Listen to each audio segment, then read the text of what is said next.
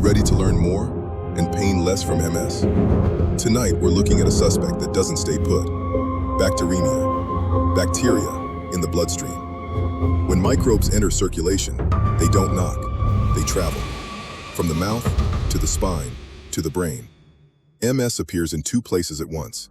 So we have to ask, could something in the blood be moving between them? No headlines, no dramatic flare, just inflammation, spreading quietly.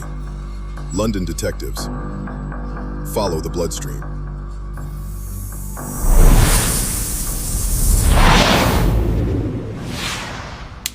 Last episode, we opened the weapons file. Not symptoms, not diagnoses. Weapons.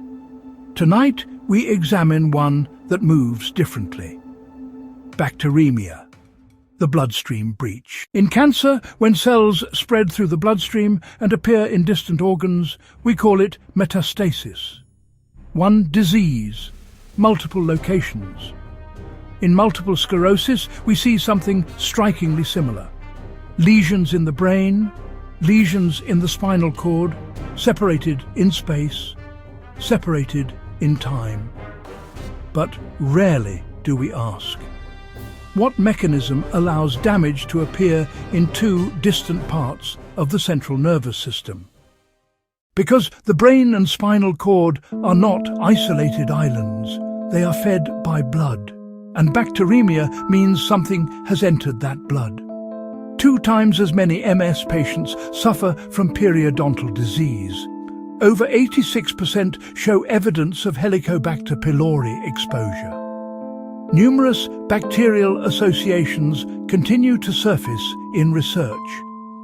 Yet the conversation often stops at correlation. We rarely examine the mechanism. When bacteria, or fragments of bacteria, enter circulation, the immune system activates systemically. Cytokines rise. Inflammatory signaling intensifies. The blood-brain barrier can become more permeable. And once that barrier is compromised, the immune response is no longer confined to the periphery. Lipopolysaccharides, bacterial endotoxins, are known to activate microglia in experimental models. Microglia are not passive. They respond aggressively.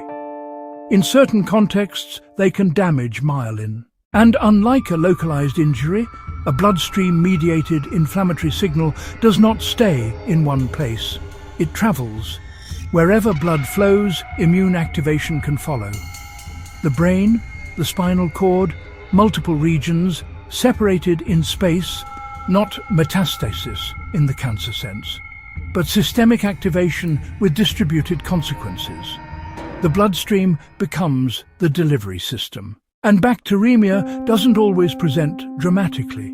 It can arise from chronic gum inflammation, dental procedures, ulcers, gastrointestinal disruption, small breaches, repeated exposures, each one capable of triggering immune escalation. If MS is in part a misdirected immune war, then bacteremia may represent one of the sparks that repeatedly lights the battlefield. Not necessarily the sole cause, but a plausible weapon. One that operates quietly. One that may leave little trace by the time lesions appear on MRI. We have spent decades searching for the origin of the fire inside the nervous system. But what if the signal that allows damage to appear in multiple regions travels through the blood? Weapon class, bacteremia, not proven guilty, but no longer dismissed. Because sometimes the most dangerous damage is delivered systemically, long before anyone thinks to look.